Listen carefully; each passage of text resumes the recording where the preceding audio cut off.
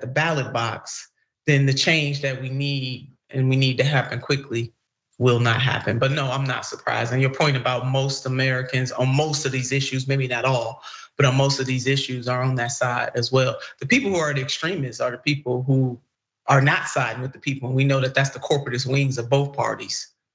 Yeah, 100%. We're running low on time. I want to get to a couple of more of these polls. Let's go to this chart in graphic 3. And seemingly the only area where we don't see, especially over the last few years, a rise is stressing action on climate change it's slightly lower than it was just a couple of years ago. It could be that they're focusing more on the public health and economic fallout of the pandemic that's happened since that high point. It has been less focused on. I'm gonna guess that this summer is gonna juice those numbers a little bit, but that remains to be seen. And here's what's really interesting. So they attempt to explain why it is that younger voters are becoming so progressive. And the leader that poll says this generation has never felt secure personally, physically, financially. All four of the biggest four issues speak to the sense of precarity that young voters feel about their physical safety, their economic future, their basic rights, and even the ecological stability of the planet. And that's what's so fascinating. I don't often bring up my prior work in political psychology, but it was in the development of value systems. And one of the most fascinating things in my area of work was almost always, not just in the United States, but across the world, when a generation is raised in issues of insecurity, it can happen as a result of like pandemics, it can happen as a result of military insecurity, depressions, those sorts of things. They do very strongly affect to that. They are affected by that.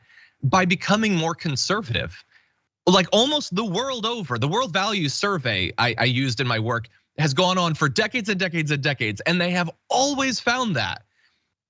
This is fascinating that the insecurity might be leading them in a different direction, and maybe it is that they have more open access to information than those past generations had. They have role models and figureheads that are pushing for progressive responses to these issues. They can see the clear hypocrisy from the main two parties on these topics and want a solution. They're not just convinced by the evening news to trust whatever the president says on these things. So it might be seen that we're finally seeing a breaking of this historic pattern. I find that fascinating, Nina. Yeah, I do too, John, and I'm here for it. I'm really, really glad to see it and want to see these young people. I don't know if you recall, maybe a couple of months ago that Bernice King, Dr. Bernice King, was encouraging young people to organize and galvanize more. And that really is what we need. We need to marry these beliefs with swift action in this country. But it is indeed a ray of hope right here, this poll shows. And I know that the pollsters were saying that this doesn't bode well for the GOP. I want to add that this phenomenon does not bode well for the corporatists in either parties as these young people continue to mature and speak up and speak out and hopefully use their voting prowess. Yeah, 100%. I'm gonna close with just one more result. This is a poll going back to before 2016. The share of young adults who say they're extremely proud to be American it has been dipping. It had been above 40% just a decade ago, and now it's at 18%. And I have no doubt that many conservatives will be like, how dare they? Why aren't they proud to be an American? Here's an idea. Why don't you help make them proud to be an American? How about we solve some problems? How about we acknowledge some problems? How about we don't just focus on culture war BS? How about we make this country as great as you insist we pretend it is? How about that? Any final thoughts, Nina, before we close out the show? Listen, John, in the black church, when the preachers preach the sermon, you just say amen. How about that? Thank you, I appreciate that. And even more so, I appreciate you taking time out of your obviously very busy schedule to join us. It is always a pleasure to break down politics with you, Nina, so thank you. My pleasure, can't wait till next time. And Dragon Squad, I'm sending you so much love. Thank you. It's clear from the comments they're sending it right back to you. So thank you and have a good day. You too. For those of you at home, that's it for today. But I want to remind you, as always on Thursdays, you have a little bit of homework. You should head over to the community tab at youtube.com/The Damage Report and vote in the Community Garbage Person of the Week video. I am doing special videos on TikTok breaking down that poll. I'm gonna do that as long as I can. We'll see as we get closer to B-Day whether that can continue to happen. But either way, we're gonna be breaking it down with Brett Ehrlich tomorrow. So I hope that you all vote. For now, though, stay safe out there, stay sane out there, and I'll see you soon.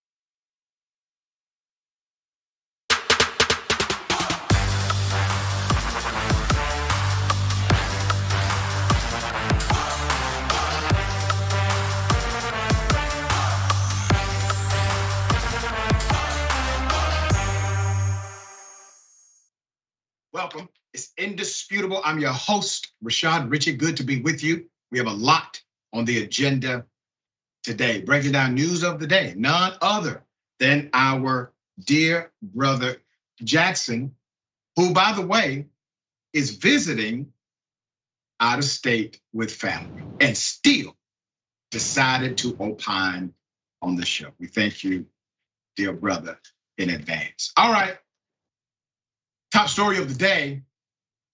Donald Trump to be indicted again by the Department of Justice, as I predicted this time. It will be about his attempt to basically overthrow democracy after his presidential defeat. Here's the video. Well, Jose, we're able to report now from two sources with direct knowledge of the situation that two of Donald Trump's attorneys have just been meeting with the special counsel here in the office building behind me. We saw a very similar meeting a few days before the announcement in the classified, or the announcement of an indictment in the classified documents case came through. As Tom and others have outlined, this is the kind of thing that you would typically see with attorneys coming in to try to do sort of a last-minute negotiation, convince prosecutors not to make charges against their client. We don't know the specifics of this meeting here, but it was widely reported that these attorneys were seen arriving here shortly around 10 o'clock this morning. We believe we just saw them depart about 11 o'clock today after what we know was a meeting with the special counsel's office to discuss the strong possibility of an indictment of their client later today. It's our understanding that these lawyers have been told to expect an indictment against former President Trump related to this elections investigation, possibly as soon as today. There it is, ladies and gentlemen, the information, the news that the former president of the United States of America, Donald Trump, will in fact be indicted again by the Department of Justice, as I predicted. I've also predicted that next will be Fulton County, Georgia.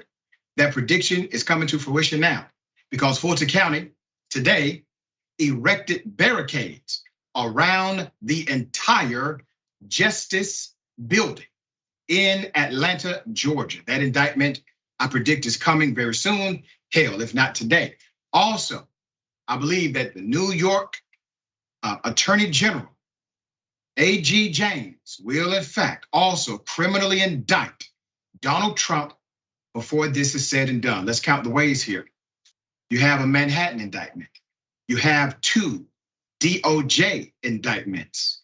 You have a Fulton County, Georgia indictment, and likely a New York indictment in the near future. Who is actually indicting him? While Trump would have you believe that the indictment comes from a prosecutor, they actually come from people, citizens, voters. It's called a grand jury. The grand jury is privy to information we are not. And if the information was, let's just say, exonerating, I guarantee you that grand jury would vote in the opposite direction. In addition to that, Jack Smith, as the lead prosecutor, has chosen to prosecute the first case, perhaps even the next one, in the state of Florida. What does that mean?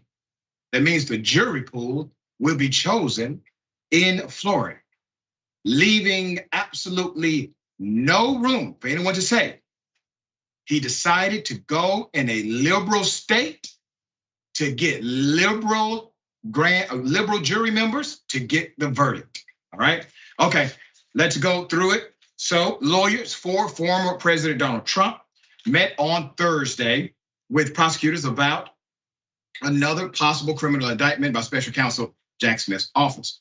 Multiple outlets reported on Thursday such gatherings can signal that an indictment could be near and are often an opportunity for defense lawyers to make their last case against potential charges. Lawyers for Trump had a similar meeting with Justice Department officials days before he was indicted on charges relating to his post-presidency handling of classified documents. The New York Times reports. Trump wrote on Truth Social last week that he received a letter from Smith informing him that he is a target of the grand jury probe into efforts to overturn the results of the 2020 election.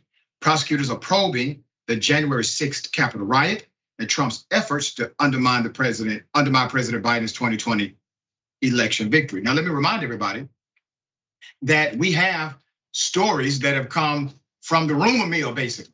Stories about a Secret Service agent having to stop the then president of the United States from going to the Capitol with the mob of domestic terrorists? Is that true? Was it a made-up story? Well, I will say this, Jack Smith did put Secret Service agents who were assigned to Trump's detail under oath in front of the grand jury. The Secret Service can say what they want to say in a press release. It is not governed by statutory law. But to lie under oath is another thing. We do not have that information. That information obviously is forthcoming. Lawyers for Trump arrived at Smith's office on Thursday morning. ABC News first reported this. Trump attorneys John Alaro and Todd Blanche met with Smith's team on Thursday per NBC News. CNN reported Thursday that jurors and a Smith prosecutor were seen entering the courthouse. The Department of Justice declined comment when asked to confirm the gathering. It's going down. It's going down, right? Now, let's be very clear. He not only animated the crowd, he told them what to do. And then when it was clear that Mike Pence was unwilling to violate constitutional mandate, only because he could not figure out how to get away with it safely, he wanted Mike Pence to die. When people were saying, hang Mike Pence, Trump said, hey, he let us down, fellas. That was his tweet. All right, hell of a thing. Jackson, you know the scenario here. What are your thoughts? So I just want to see if this man's ever actually going to spend some time in prison. But Trump got himself in this position as an example of old habits dying hard. Campaigning off of victimhood perpetually over and over again. He had a year and a half to give a certain set of documents back. And that's just one of his indictments, let alone the many other ones that you mentioned. But I wouldn't be surprised if there's even more to come. Because some of the issues that Donald Trump faces is his campaign finance violations. I mean, we got him caught red-handed for literally just ripping off millions of dollars, hundreds of millions of dollars from his constituents over time to raise money for his defense or to raise money for to give to different campaigns that he endorsed, but then he barely gave them any money. And so he's almost certainly going to continue this pattern going forward by trying to raise money for his defense, and then he's not actually going to use it. So, I mean, by the time November rolls around the next year, this man may have over 10 indictments because he just can't stop crooking. Very well said and 100% accurate. We will bring you updates as they come. All right, what if I told you that a teenager was beaten by customers over a restaurant table? A restaurant table. Put up the picture, full mass. A Memphis teenager was beaten until unconscious by a family of patrons at a Cheddar's Kitchen over having to wait for their preferred table seating. That's according to his mother. They also stole his Apple Watch after beating him unconscious. The teen, who would like to remain anonymous, and we're going to respect that, said it was an hour-long wait. He had no choice but to separate the group. The girl in the green said she don't like the table, so she'd rather get a bigger table. So I said it was still going to be a few minutes, so they left, the teen told Fox 13 News. However, the group came back and demanded a larger table to accommodate them again. The Cheddar's host said a man in the group confronted him and punched him in the face. His whole family started coming toward me, jumping me. And after that, it was when I blacked out. Don't remember nothing, the teen said.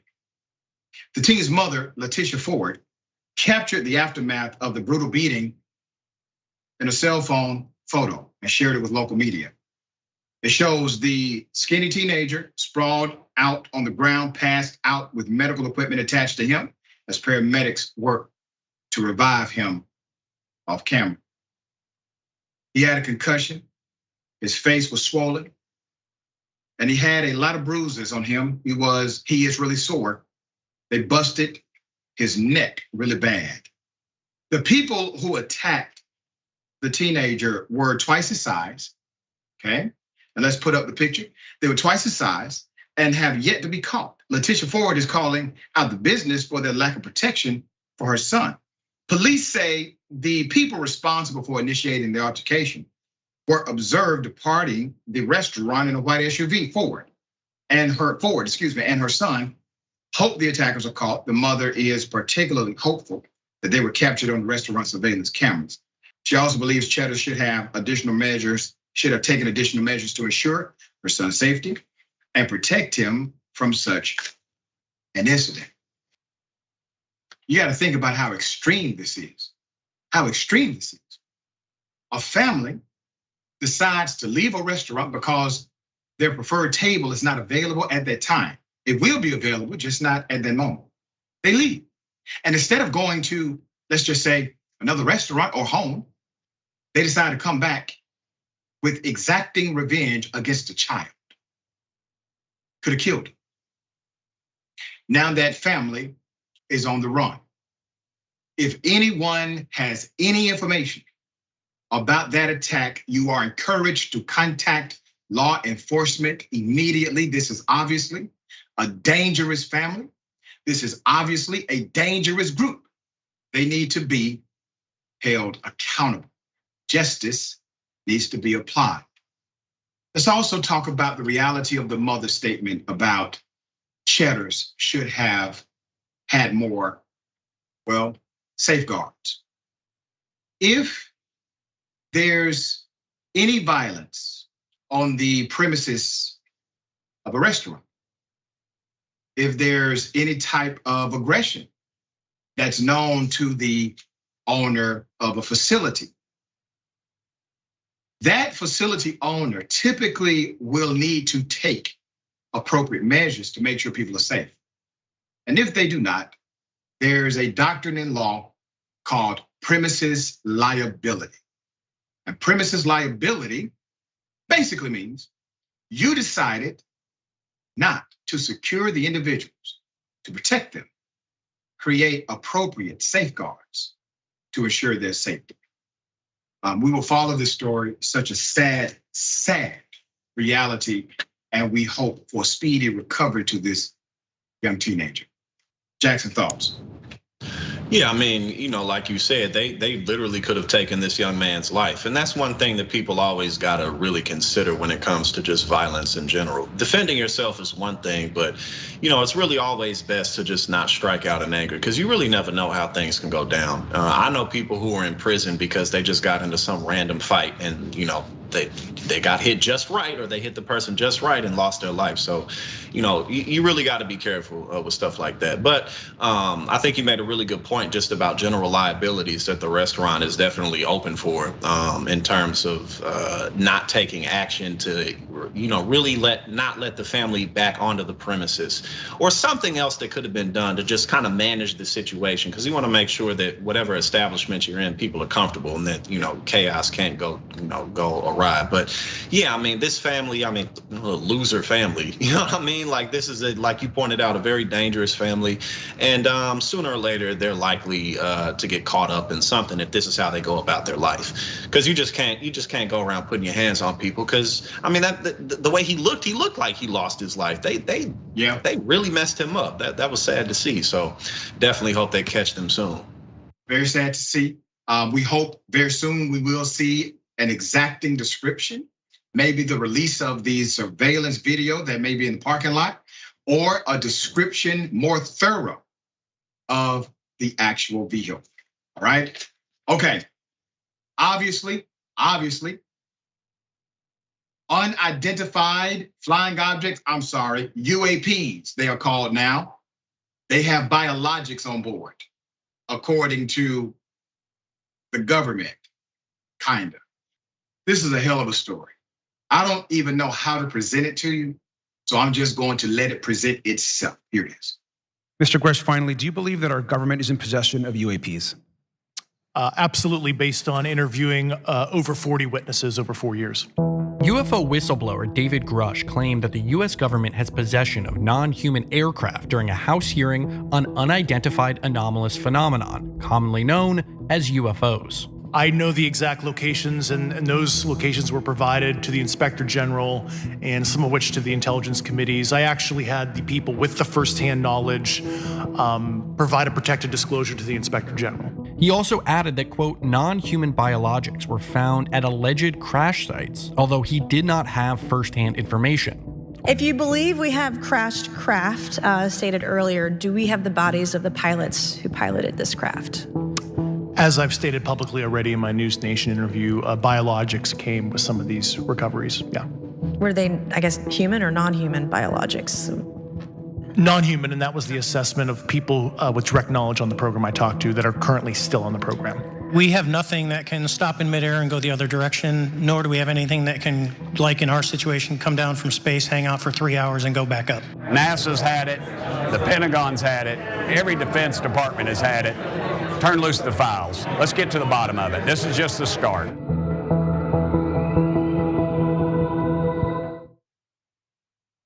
All righty then. Well, President Obama actually admitted, yeah, basically they are there. Here it is. When it comes to aliens, there's some things I just can't tell you on air. But what is true, and I'm actually being serious here, is that there's footage and records of objects in the skies that we don't know exactly what they are. We can't explain how they moved, their trajectory.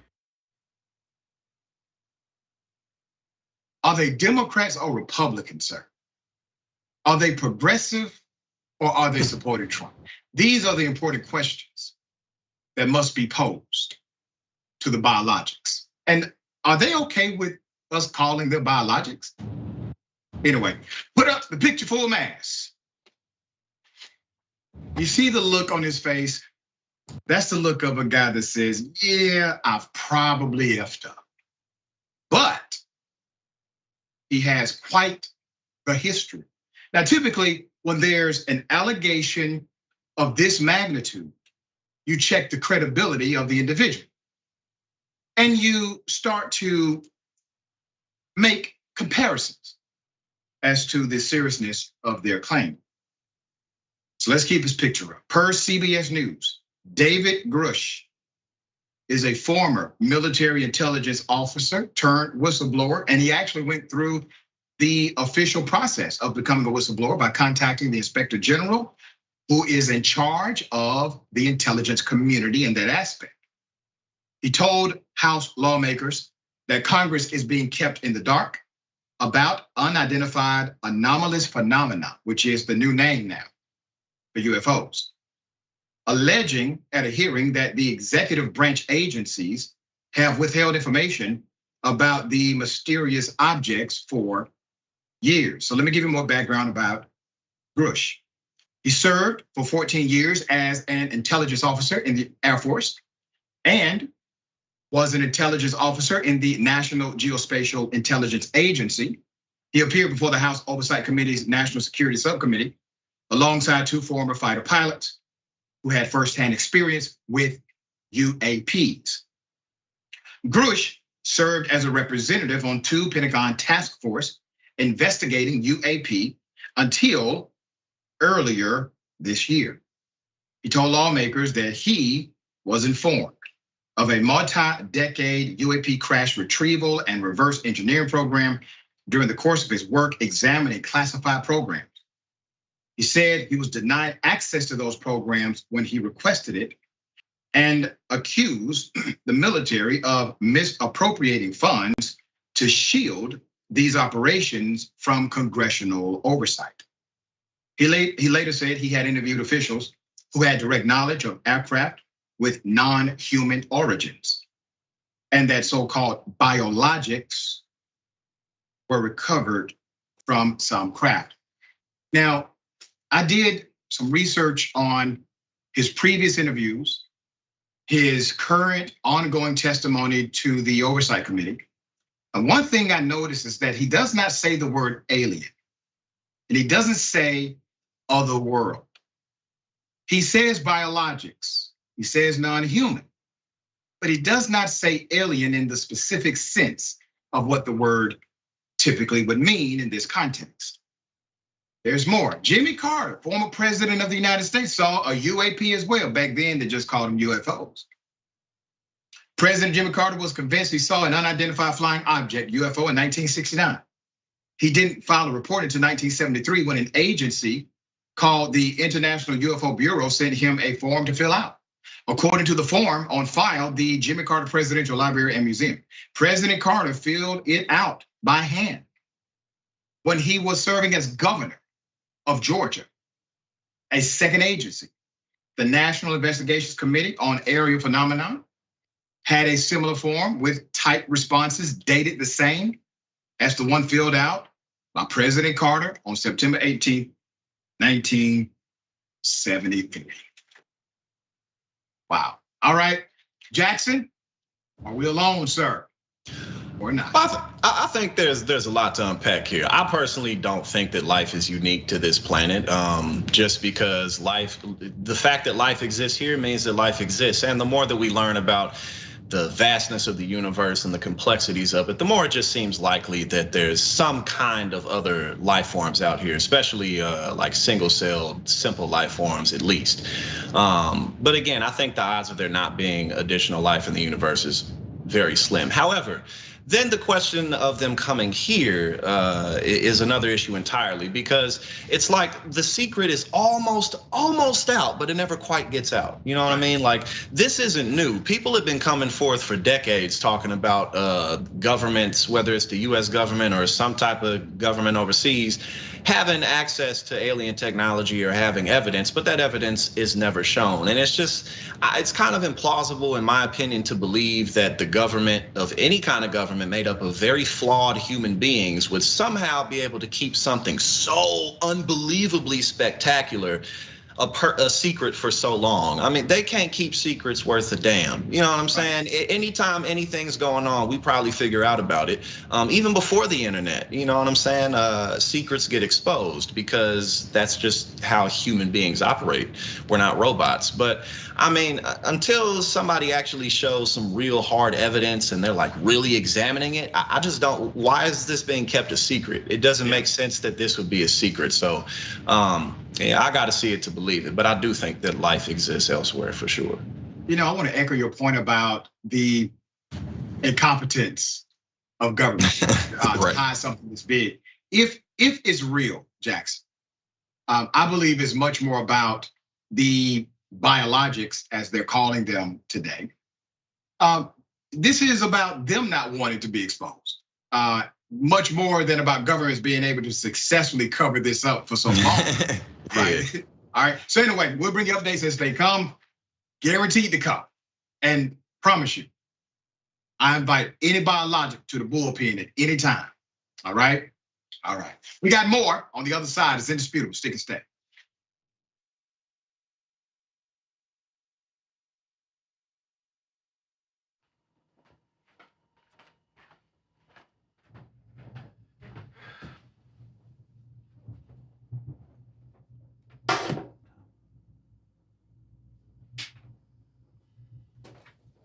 Welcome to the Damage Report. I'm John Idarola. This is gonna be a big one. Meanwhile, in the Arctic, you know where this is going. You watch the Damage Report, the Arctic's on fire. Obviously, why would we be talking about the Arctic except to tell you that it's melting once again? The Republicans aren't that interested in it. I wonder why. Lift out of poverty up to 3.7 million people, including an estimated 1.3 million children. Hashtag save the children? Not if it costs money. I mean, come on. At TYT, our mission is to boldly pursue truth, challenge the establishment, and drive positive change. At a time when corporate capture of our media, our government, and our politics is nearly absolute, everyday working people need a champion to fight for them and to push back against the powerful interests that threaten our democracy itself. At TYT, we're proudly progressive and call out corruption and duplicity wherever we see it, from Republicans, Democrats, or anyone else. And unlike mainstream news media outlets, we're not beholden to corporate advertisers, to defense contractors, to Wall Street, or to Big Pharma. We only have to answer to our audience, and for nearly 2 decades, we've accomplished that by delivering honest, timely, and insightful perspectives on the day's news without fear or favor or concern for whose toes we might step on or which powerful elites we might offend. And while we're super serious about the news, we also manage to do it in a way that is fun and lighthearted. We can do this together and serve our audience, and yes, have fun doing it.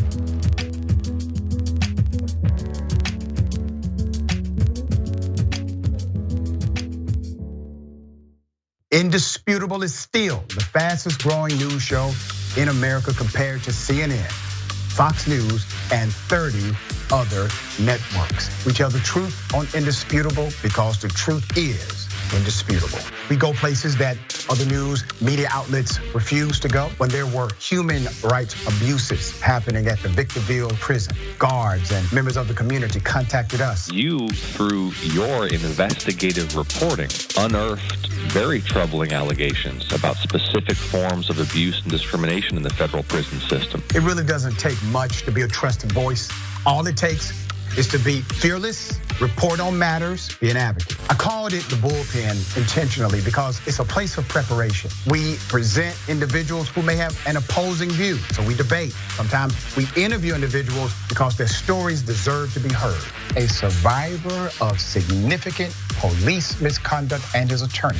We covered this story earlier and to remind you of the horror of one man being shot at damn near 100 times by the police. We take time on this show to showcase the temper tantrums of Karens in the wild. We do this not because we want to see people's emotional outbursts in public, but because these incidents are emblematic of a bigger societal issue taking place across the nation, and it has to be checked. My friend, my big homie, attorney at law, Benjamin Crump. I just want to thank you, man. When educated, articulate brothers like yourself speak truth to power, it makes a great difference in changing the landscape in America. Listen, no matter what you do, don't allow the politics of ideology to evaporate the soul that still exists inside of you. They don't stop, I don't stop. Racism won't stop, I won't stop. Systemic bias won't stop, I won't stop. People still need health care, so I won't stop. People still need criminal justice systems reform, so I won't stop. You won't stop either.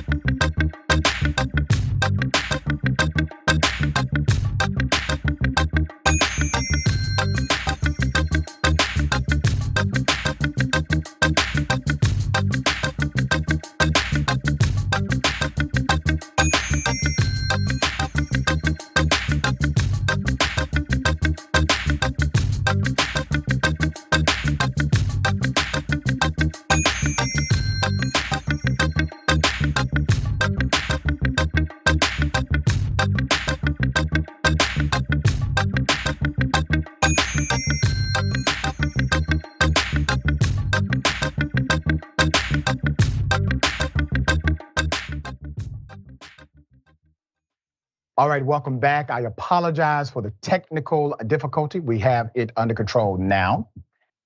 Just in time, ladies and gentlemen, I wish a Karen would. You want to call the police on them for having a barbecue on a Sunday?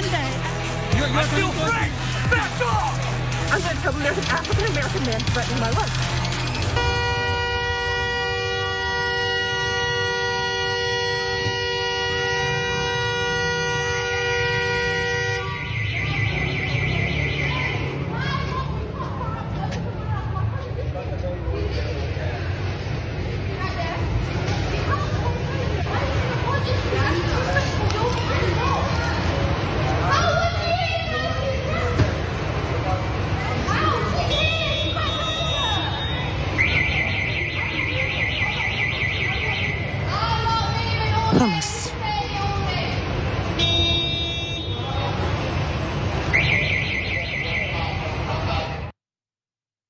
I mean, ma'am, you're not allowing the Rolls Royce to park? Now I get it. It's not an '88 Cutlass, which is a true classic. Let's put it up full mass.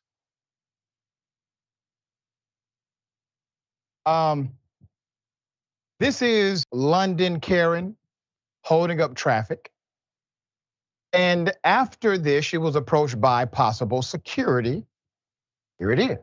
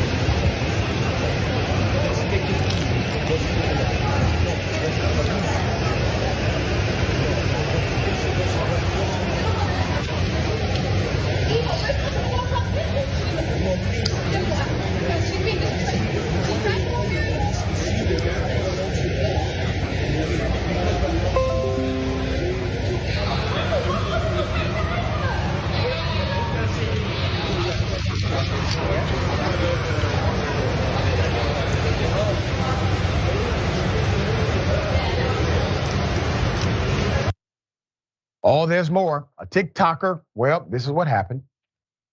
I'm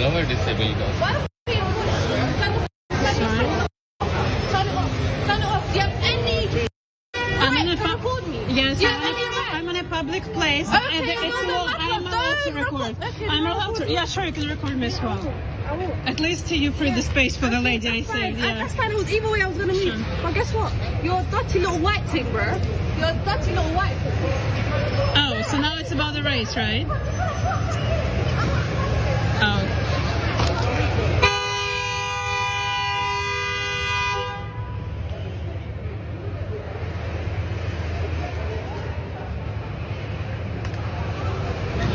And I can file a complaint about you. I can file a complaint about you. So what's your name? Go on. What's your name? I'll call the police right now. Stand here. Stand here. Stand here. Hello, stand here. Where are you going, bro? Stand here, bro. With your dead flowers, bro. Why? What do you want from me? Suck your mum. Okay. Suck your mum. Sure. Bro. Sure.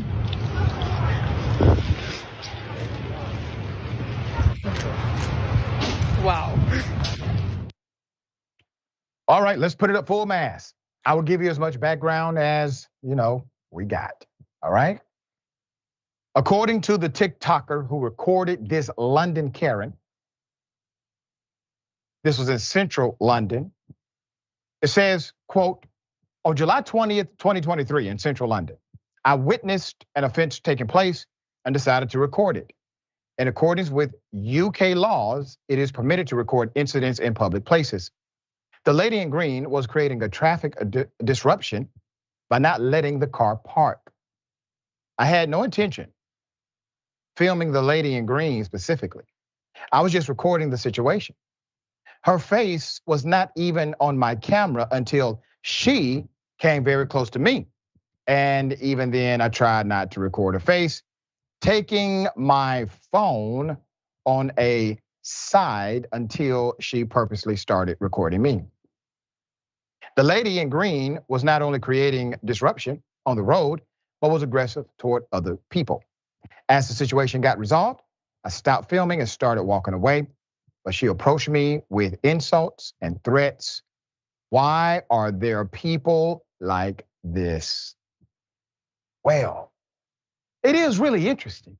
I don't know what the intended goal was. I mean, maybe someone was, on the way, or maybe there's another not good explanation she can provide. All right, Jackson, we've actually seen Karens do this in multiple settings. Like, this is a Karen thing, to be in a parking lot with no car. Yeah, and again, like you pointed out, I don't know if she was waiting for somebody else to sit there or what, but it's just always funny sometimes to watch the lengths that people will go to not take an L, but they end up taking a bigger L. Yeah. Like you causing a whole traffic jam just because maybe somebody else is gonna park there, but they're not there yet. You know what I mean? So it just escalates and escalates and escalates, all while the ego is trying to protect itself. And sometimes you just gotta let it go. You know what I mean? Like, it's not that serious, but that's all that was. She was trying not to take an L, and sometimes you just gotta know when to quit, and she don't know. Yeah. Now, while that may not have been technically a felony, if she would have been blocking an 88 Cutlass, damn it. Or my 92 Buick Regal that I started out with, you know what I'm saying? That's my thing. That'll make it a misdemeanor. All right. Hell of an update. You remember the cop who decided to still put an attack dog, a canine cop dog, on an unarmed, complying individual? That cop has been fired. That cop should be charged. Let me remind you of what happened. Here it is.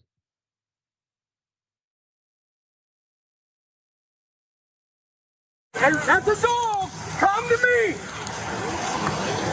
You don't want bit. On the ground, you're gonna get bit. Come to me, man. Do not let them. Don't release the dog. Do not release the dog with his hands up. Do not release the dog with his hands up. Do not release the dog with his hands up. Don't. Do not. Get the dog off of it. Get the dog off of it. Get the dog. Get out the dog. What's the cat? What's the cat? Get the cat. Get the dog off. Get your dog. Don't get a call now. Units are clearing the vehicle now.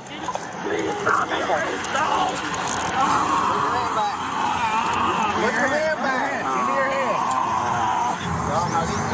What do you mean? I gave you 3 warnings. Did I not? You just pulled up. Did I not say? Did I not say final warning? You're getting out of the dog. Next available rollback. Left front tire on the. What? All right, put it up. Now, I want to remind everyone, the officer who has command is the one who says, don't do this, don't release the dog with his hands up, meaning he is in compliance. He's in compliance. It also means that some would deem that action to be illegal. I certainly deem it to be illegal. We reported on this from day one. We have been giving you the updates as they develop. Ryan Speakman, the Circleville, Ohio police officer who was seen on video releasing a canine on an unarmed black truck driver, has been fired according to a statement from the department. Now, I want to remind everybody, it is not the city who responded to the initial traffic stop. You have the state patrol or state troopers. They called in for backup because the truck did not immediately stop. So when they call in for backup, that backup goes to the local jurisdiction of the town that you are either going through then or about to go through in a few minutes. The local jurisdiction, they get involved. The local jurisdiction, they understand command. The person saying don't do this, once again, has command and jurisdictional authority. It was ignored. It was almost as if, let's put them back up. It was almost as if Officer Ryan Speakman said, I've brought out this K9 and I'm going to use this K9 no matter what. That's what it seemed like. Mayor Don McKilroy on Monday told CNN Speakman had been placed on paid administrative leave prior to his termination. Let me read it. Department said Circleville police officer Ryan Speakman's actions during the review of his K9 apprehension of suspect Jadarius Rose on July 4th show that Officer Speakman did not meet the standards and expectations we hold for our police officers. Officer Speakman has been terminated from the department effective immediately. As you recall, the 23-year-old Mr. Rose was bitten by the K9 on July 4th. Put him up. Now, let me remind everyone that initially the officer was defended. They defended the cop for his actions, talking about the local jurisdiction did. This was following a lengthy vehicle pursuit that began when officers pulled over his commercial semi-truck due to police alleging he failed to stop for an inspection because of a missing mud flap. During the police chase, Mr. Rose called 911 and told dispatchers officers were trying to kill him and he did not feel safe pulling over the truck. Rose repeatedly told the dispatcher he was confused about why he was being pulled over and why police had their guns drawn after he briefly stopped the truck before driving away. Now, when Sharon Reed and I talked about this story, Sharon said something quite interesting and actually normative. Sharon said, listen, I've been driving in a large vehicle before with music on or headphones on, and I did not hear or could not hear anyone behind me beep the horn or use sirens. Now, obviously, it's not the best way to drive. I've done it before myself. But there's a reasonable explanation possibly. We do know that he was not charged with anything else. We do know that it made no sense that he was running. And we do know now that he actually called 911 and said, listen, I don't know why all these cops are following me, but it's a whole lot of them. And you got to think about the context here. He is seeing multiple jurisdictions. It's not just one cop behind him by the time he realizes what's happening. He sees probably 2 or 3 different jurisdictions following him at the same time, and he's in a rural area. He calls 911, he's afraid. There's more. The police department's investigation into the incident included a determination by a use of force review board that actually determined the agency's policy for the use of K9s was followed in the apprehension and arrest of Mr. Rose, according to a statement from the agency. So you see, they actually supported him. And in an irony, the police chief or the department, by way of the police chief, decided to override this particular review board and say no. Regardless of what your findings suggest, this man did not meet the qualifications and standards of this department. There's more. The department's statement added, it's important to understand that the review board is charged only with determining whether an employee's actions in the use of force incident were within department policies and procedures. The review board does not have the authority to recommend any discipline. Shallow Creek Canals, the Pennsylvania-based facility that trained the K9 involved in the incident, said their training and protocols were followed, police said. Speakman is later then in the video speaking with a state trooper about the incident. I think it's a justifiable bite, he says. The Ohio Patrolmen's Benevolent Association filed a grievance on behalf of Officer Speakman, saying Speakman was fired without just cause. The union asked the department to rescind the termination, pay and reimburse the officer for all lost wages, seniority and benefits lost, resulting from his firing, expunge his employee record of his termination history and or any further relief necessary to make the grievance whole. Look at that. They said, okay, the man puts a K9 on an innocent, complying individual who did not deserve to be apprehended in such a manner. He violated command on the scene. In order to do so, His department says he violated exacting policy of this department. Who has his back? The unions have his back. Police unions say, oh, no problem. The place that trained the K-9, they got his back. Why? Because cats like him are good for business. There's more.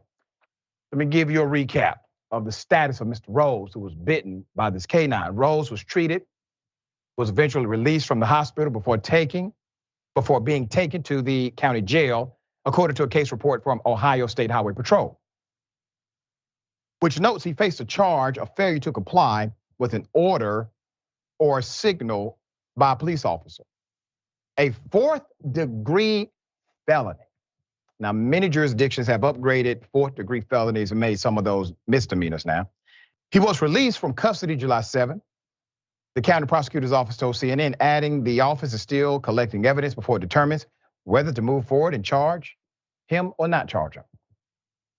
At the end of the day, I don't care what charge you give it, it was a traffic stop. It's a failure to pull over. Failure to pull over. It could be a perfectly reasonable explanation as to why he was confused about what was happening. But everyone should agree he did not deserve to be bitten by a canine while on his knees and his hands in the air. Jackson, thoughts? Yeah, I mean, you pointed it out just right. The reason that the dog was released is because, well, I brought it, so I might as well do what I came here to do. It's really not any more complicated than that. And two, when it comes to police dogs and canines like that, you would think that they should only be used like if the suspect is on foot, very far away, maybe in difficult terrain, and you have to catch them, and they're very dangerous. Obviously, maybe carrying weapons or carrying something that's of danger to the community around them. Otherwise, he was surrounded. There were multiple police officers from multiple jurisdictions, like you pointed out. And at the end of the day, when these types of situations go down, it's always surrounded over the police state defending its authority. That's all it's ever about. We have the right to be above the law, because if they're not above the law, then they won't be able to get away with all of the egregious things that happen continuously. So at the end of the day, he got bit because that's what the dog came there to do. Yeah, that's it. We shall see if charges are filed against the cop. We're talking about charges against the brother. He's the individual who should not have been victimized. There's only one victim here, possibly two. Obviously, the man who was bitten by the dog and the horrific training given to the dog. The dog may be a victim as well. All right, we got more on the other side. It's indisputable stick and stay.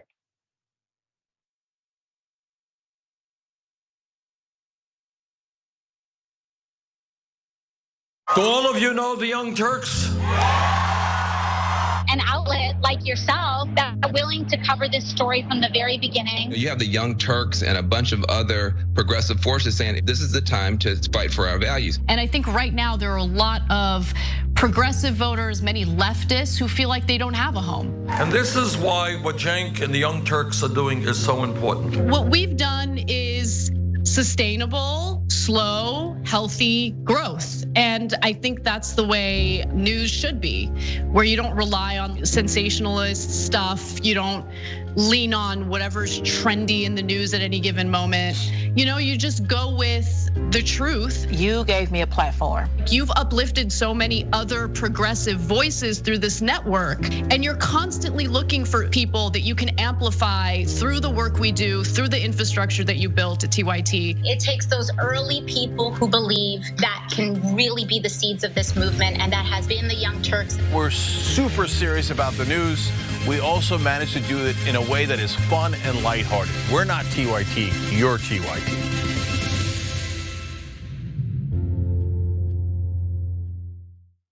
You are the media revolution. You are much needed. TYT, TYT. The place is like 95% TYT on.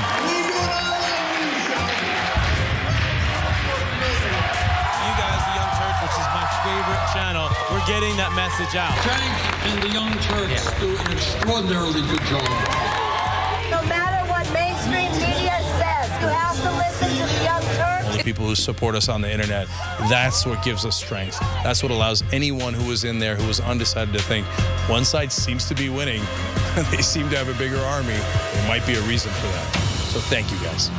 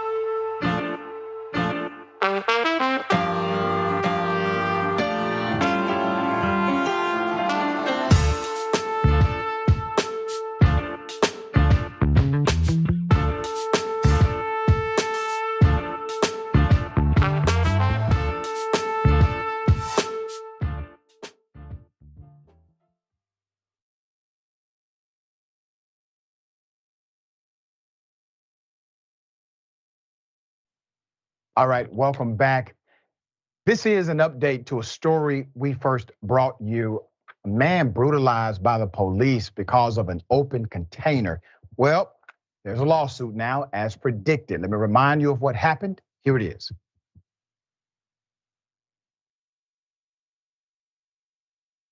Entonces tu ID. ¿Palo bien?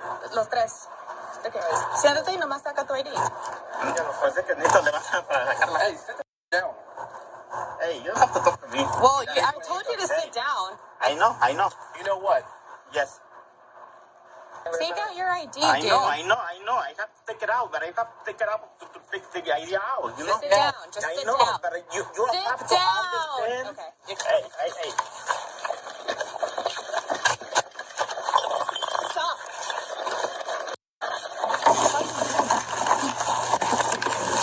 I'm gonna cramp, dude.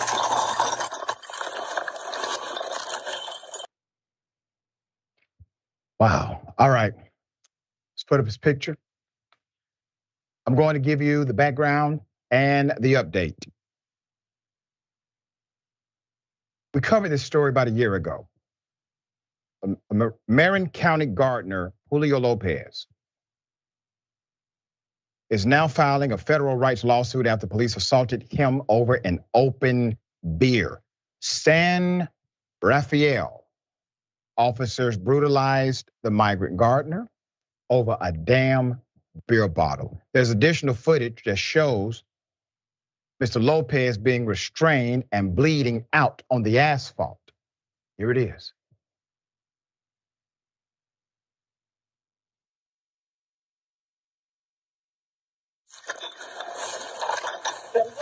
Pone tus manos para atrás. Pero yo te estoy haciendo nada.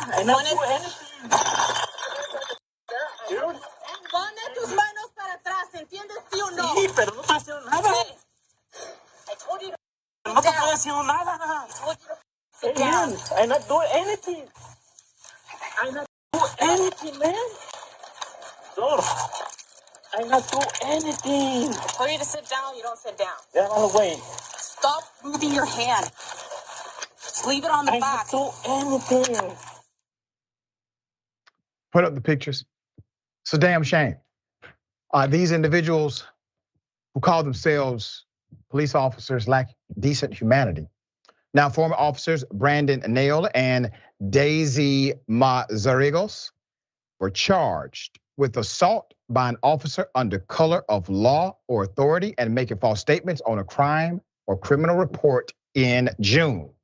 In an interview with ABC7, Lopez's legal team said, quote, Julio's rights were violated in a very violent way, going back to the founding of our country and the Bill of Rights. We all have the right against excessive force, unreasonable searches and seizures, and that comes, from the Fourth Amendment.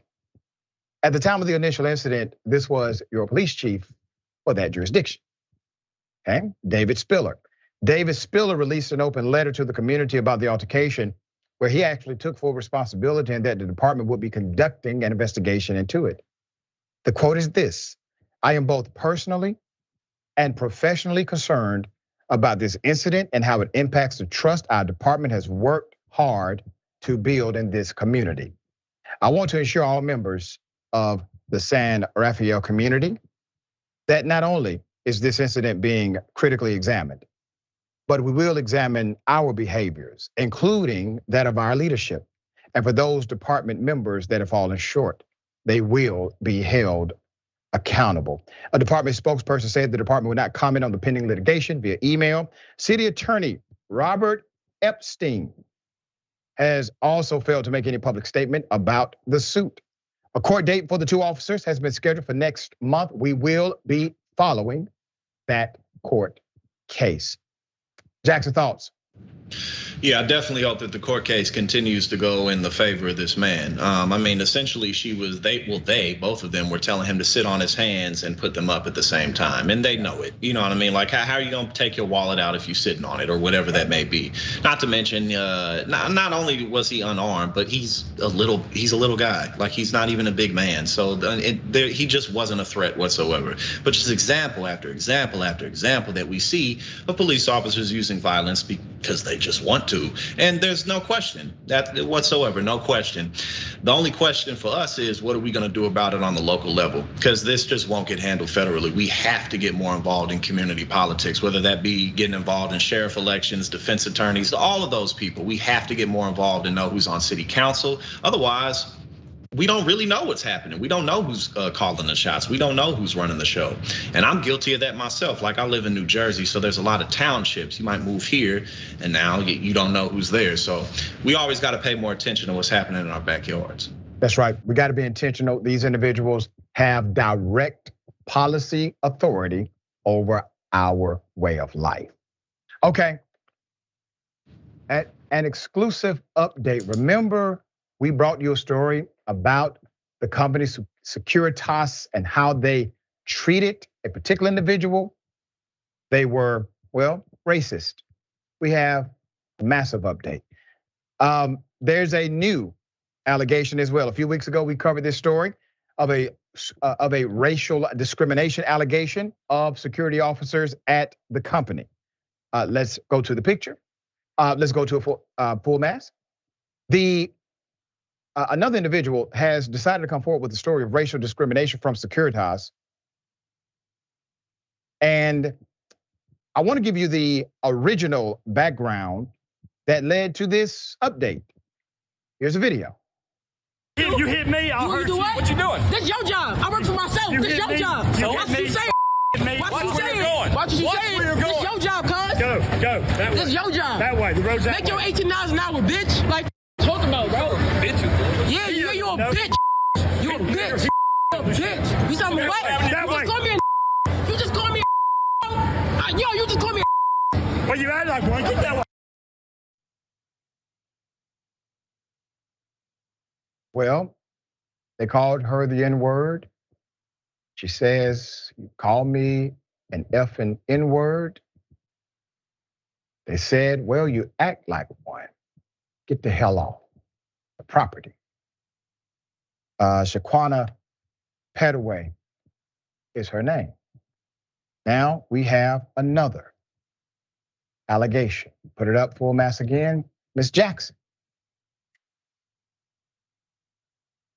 Ms. Jackson worked for Securitas Company for 5 years and allegedly experienced harassment by her manager, Michelle Koshnick, in the form of racial slurs.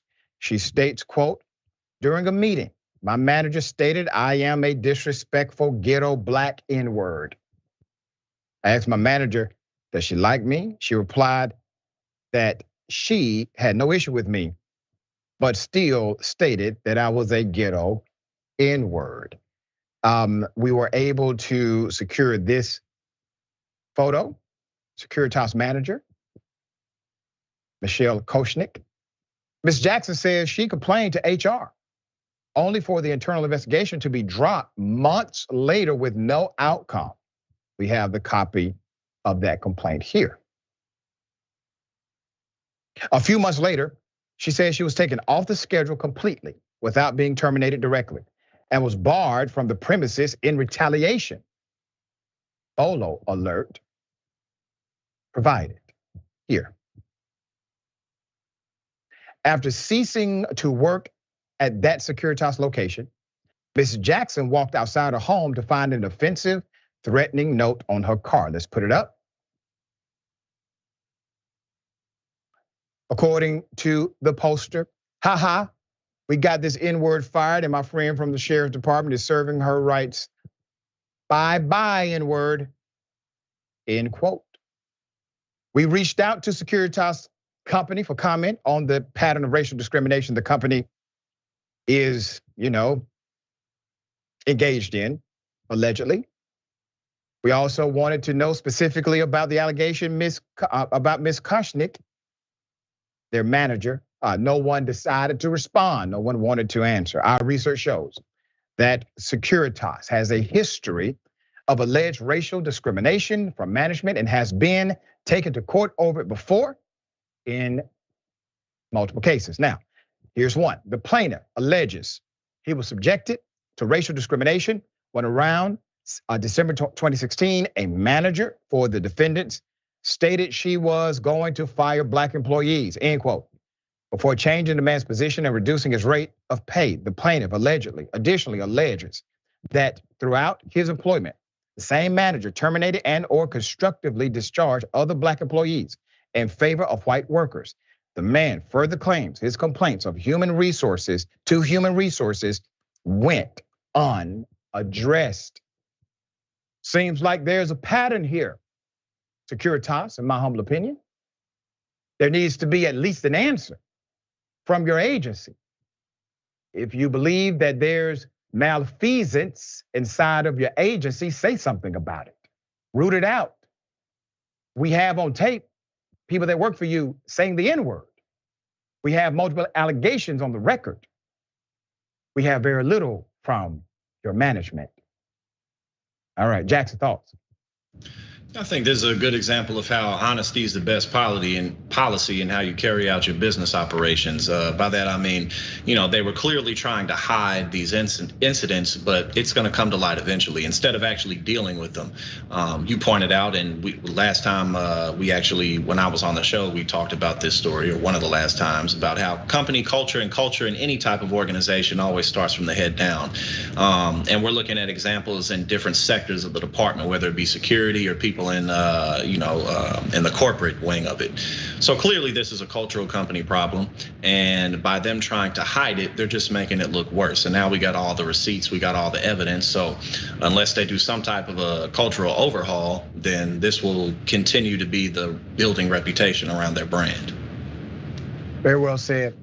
Always a pleasure, dear brother, having you on the program, breaking down these very important stories. Tell people how they can follow you, check out your great work. Oh yeah, absolutely. Always a pleasure being on here with you. Check me out at youtube.com/@politicsandpaper. I do daily streams. I got a weekly show. We got a whole lot coming on. The community's awesome. Again, that's youtube.com/@politicsandpaper. Always a pleasure, my friend. Oh, yeah. All right, the bullpen is next. Stick and stay.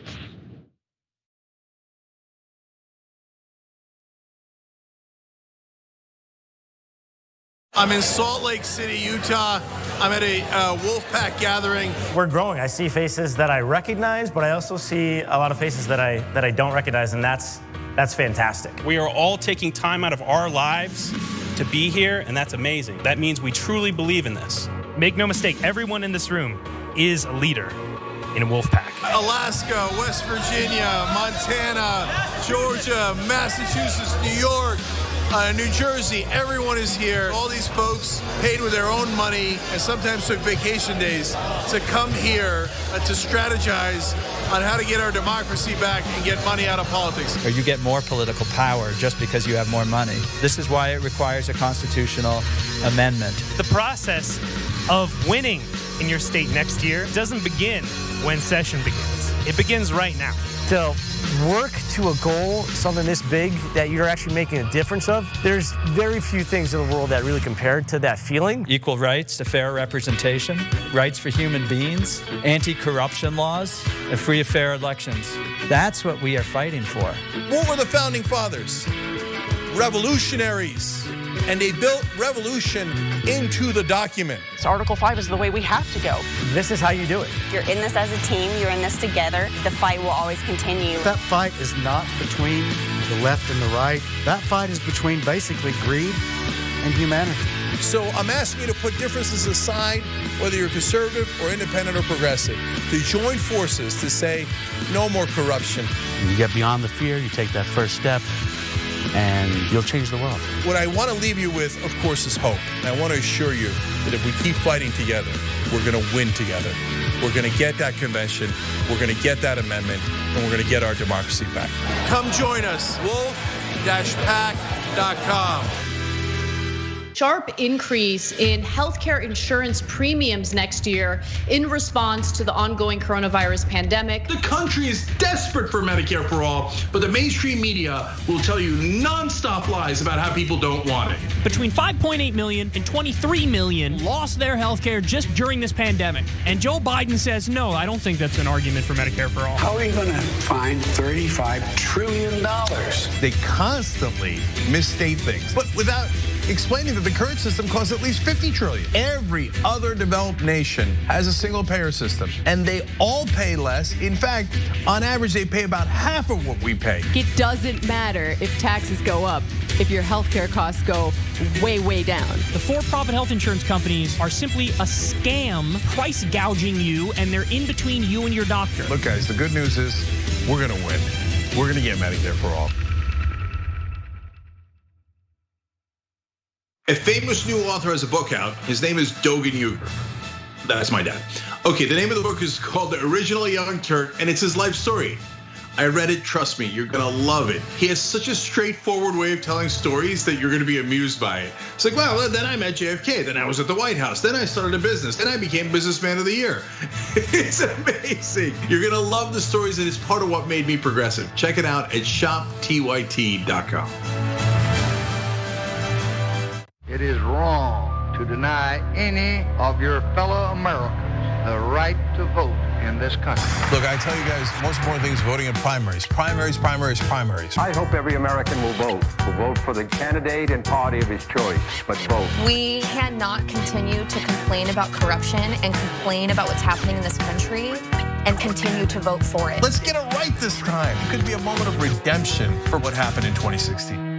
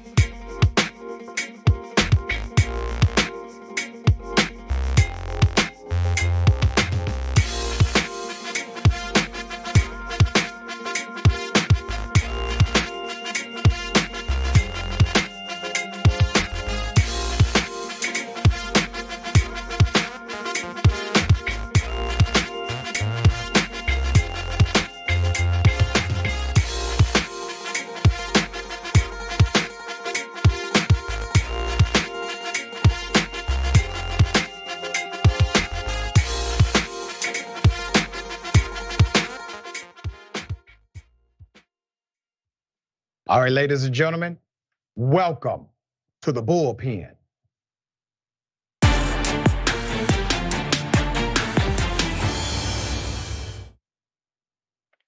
Let's put it up. In the bullpen today, this is an update to a story. Tatiana Fano, if you remember, filed criminal charges. The enhancements made it a felony assault on a minor. The Round Rock ISD police held onto the completed investigation file without turning it over to the DA for 6 months. When it finally went before a grand jury, it came back no warrant. The grand jury sided with Thomas that his actions were justified on the premise it was self-defense, talking about the teacher that attacked.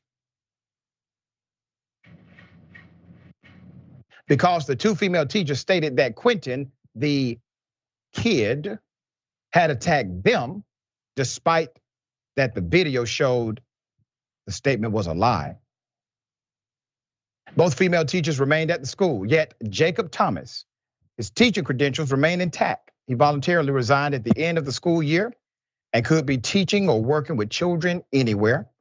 At the end of the day, he was found guilty of child abuse by two separate governmental agencies, but was not fired. He was not charged. No repercussions were levied against him for the trauma he caused. Tatiana's son, Quentin. Quentin and Tatiana took to the Capitol with disability rights. Let's put the picture up of disability rights of Texas to pursue legislation that makes schools safer for children. They haven't gotten an apology from the district, nothing. They have not seen any changes. They never received a dime in any compensation. There has not been any justice for Q. We have Q and his mom, Tatiana, both on the show today. Thank you both for joining us on Indisputable. How are you? We're good. Thank you. Thank you for being here. I'm very sorry this happened. What I would like to do is get an overview of the experience, what happened in your own words, and we will dissect what should have happened afterwards but did not. And Tatiana, I'll start with you. Yeah, so after you aired our story, Texas Department of Family Protection Services came back with no new information and changed the ruling of their abuse finding to substantiated abuse. So they did find reason to believe that there was abuse based on no new evidence. So I'm not sure why they randomly just changed it. I'm assuming it's because of the media coverage of the case. And and with that letter, nothing happened. We have a principal who was found guilty of child abuse. TEA came back and found that his actions were very abusive as well. And as far as I know, TEA never took his credentials. So he's still free to teach, even despite everything. It's unbelievable.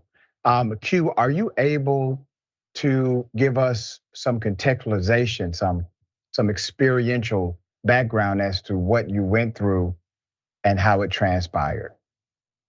Like during the incident, or? Yes, during the incident in particular. Right. So when I was walking from the classroom because something about a computer. I don't exactly remember that much anymore. So I got a little angry. They escorted me out the room.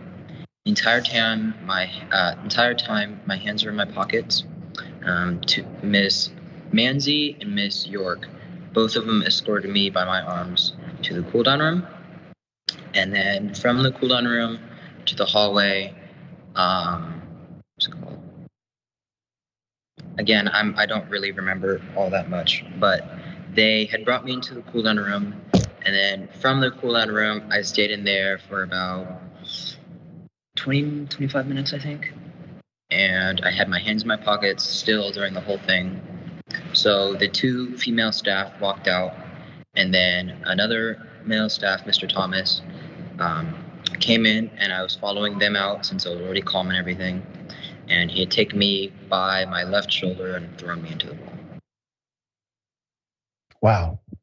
Ms. Stefano, when you first received the news about this, it was presented to you in an entirely different way than it actually happened.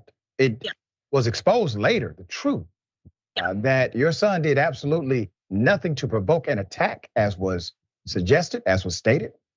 He was completely innocent. So tell us about your experience after you get this information. It goes from crazy to crazier. Okay. So I got a phone call. I guess they were still in the middle of the crisis, and they gave me a rundown of what was happening, and asked me to come pick them up from school. They didn't feel safe to put them on the school bus. I was trying to get coverage for my classroom so that I could leave to come pick him up from his school. And then they called me back at about 10 minutes later and said, well, he's calmed down and we feel like he's safe enough to put him on the bus. Don't worry about it. We'll send him home. And on the phone, they didn't say anything to me about any head injuries or anything. It was when I got the email later that evening, and I was going over the email with Quentin, that it said that he fell and hit his head on a wall. And Quentin was like, no, Mom, that is not what happened. They threw me into a wall. Being an educator myself, I find that very hard to believe. Like, why would they? There's cameras everywhere. Why? Nobody's gonna pick up a kid at school and throw them, right? Like, we don't throw children. But I have to do my due diligence as a parent. If my son is making an accusation, it's my job to check. So I requested the video footage, and it took about almost 2 weeks for me to see the footage. When they showed it to me, I was blown away. I was like, Jackie Hartle is the special education director. She was the one who wrote the original email and the one who I talked with subsequently. And it was Hartle and another lady via an internet conversation that I was able to watch the video, and both of the teachers looked like they were going to cry, or the admins looked like they were going to cry when they were watching me watch this video. Like, you cannot watch the video and not, it will, your heart will fall out. Like, yeah. It's ridiculous. But I didn't have anything to say. There was nothing I could say there was nothing that I could say. So I just was like, I'm going to end the call and I will follow up via email. I got myself an attorney, David Bunger, and he worked with us. We made requests for some changes to be made at the school level, that more training was put into place for mandated reporting, for restraints, for proper use of restraints, and that when a child is in crisis, that they can be checked up on by a neutral third party. Because in Quentin's instance, in the incident, I think what was particularly egregious was that after the incident, he had to sit in the office and talk about the crisis with Jacob Thomas. And Quentin was made to apologize to Jacob Thomas in the office directly after the crisis. And so when Quentin was trying to make the outcry of abuse, even in the video, you can hear him saying, "You threw me into an effing wall. You threw me into a wall." And those two teachers, the two female teachers, heard him making that outcry, but they didn't report it. And then he went into the office where the principal basically gaslit him and said, "Hey, that didn't happen. You're lying. That's not what happened," and made Quentin apologize. So. Let me go to Quentin, and thank you for that context. Q, you know you did not do anything wrong, but at this point, there's an emerging narrative of allegedly responsible adults all saying that you did, including the authority, the principal. And you're in this position where you're basically being told you have to apologize because you did something wrong. What were you feeling at that time, Q? I really don't remember much after I hit the wall. Wow. Okay. Was there anything that transpired before the attack we see on video that would indicate some kind of bias or aggression specifically toward you? Did anything like that happen to where you would say, if anybody was going to do that, it would have been that person and that person? Yeah, he'd always had kind of a grudge against me since I had been transferred to that school. Like since I started, he'd always had that kind of grudge. And everyone knows him to be kind of hot-headed, aggressive. Not a lot of the students there liked him, wanted to be near him. He was just not a person to be around. Ms. Alfano, let me pose this next question to you. When you watch that video, obviously it's an emotional thing. I'm a parent. I can't imagine watching a video like that of my child. You being in education, you understand the mandates that are involved. There's a mandate to report child abuse in the state of Texas. It's there. Yes. You can only have an effective mandate if you have an effective enforcement of the mandate. So tell us, where did the breakdown happen? Why don't we see a massive enforcement of the mandate as it relates to child abuse that was witnessed and known, generally known at the institution? Well, I think we've got a whole host of problems at Round Rock. It appears, because we've got what appears to be a culture of abuse and cover up from the top down, Dr. Azai's included, and within the school districts over here, each school district has their own police. So it's not Round Rock Police Department that handled Quentin's case. It was Round Rock Independent School District Police. Quentin's case. So these police officers are they have offices in the schools.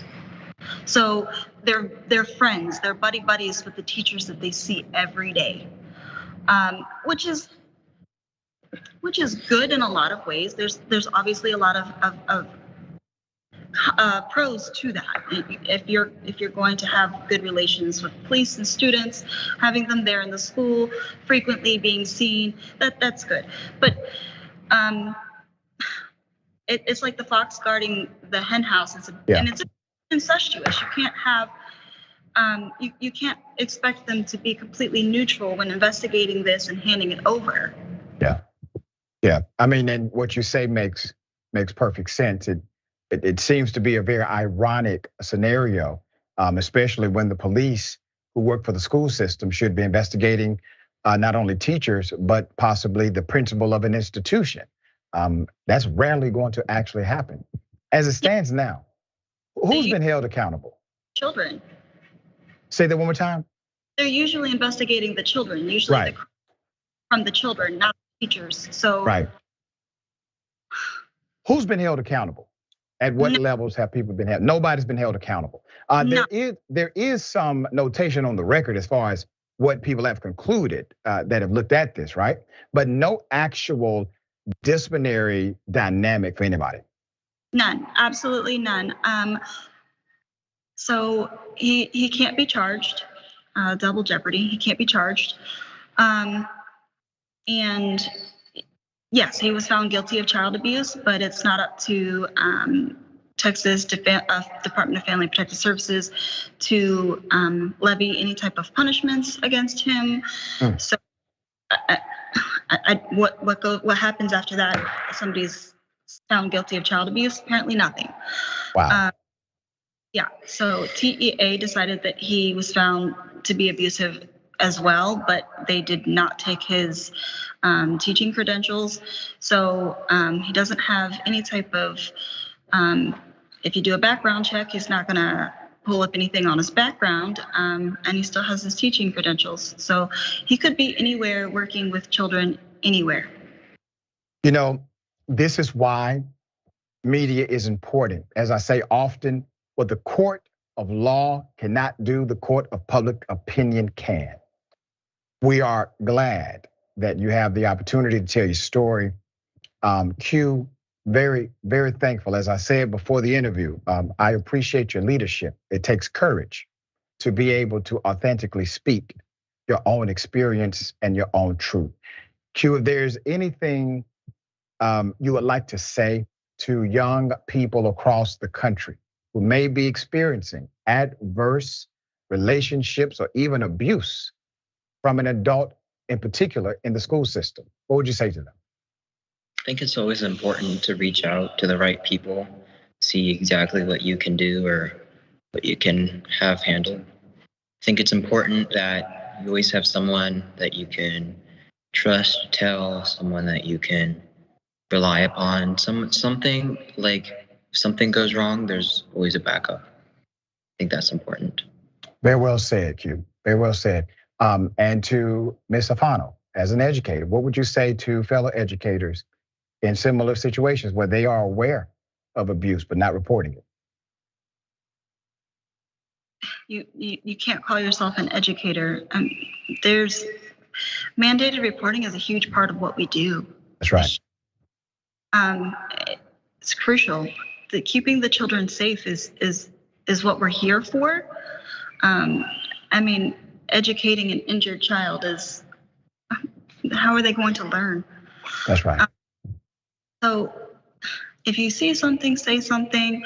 And I do know that there's problems within CPS. So many problems, even as our own case brought out, but it has to be investigated.